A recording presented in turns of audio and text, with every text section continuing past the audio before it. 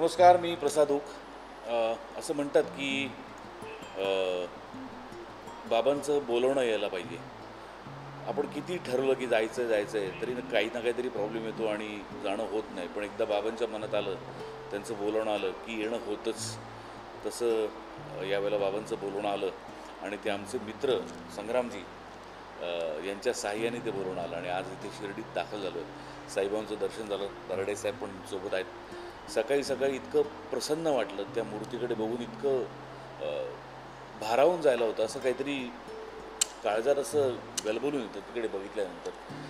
फार मोठा काहीतरी आशीर्वाद देत आहेत बाबा, असा असा असा फील येतो त्या मूर्तीकडे बघितल्यानंतर. त्यामुळे आज फार प्रसन्न वाटतं आहे. सकाळी सकाळी शिर्डीमध्ये आलो, अत्यंत प्रेमाने त्या सगळ्यांनी स्वागत केलं आणि बाबांचं दर्शन इतक्या जवळून झालं.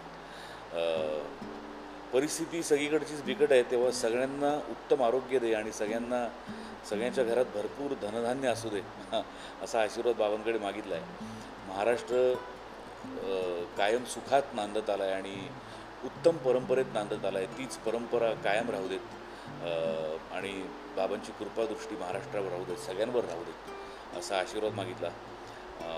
आमच्या कलाक्षेत्रात पण मागचे काही दिवस जरा थोडेसे बिकट होते, पण तेही संकट टळू द्या. तर चांगले चित्रपट पुन्हा मराठीत यायला लागलेत आणि पुन्हा एकदा मराठी चित्रपटसृष्टीला सोन्याचे दिवस येतील आणि महाराष्ट्राचं सरकार मराठी चित्रपटांना मराठी चित्रपटगृह वेळच्या वेळी आणि मुबलक प्रमाणात उपलब्ध करून देतील, अशी आज शिर्डीत आशा व्यक्त करतो.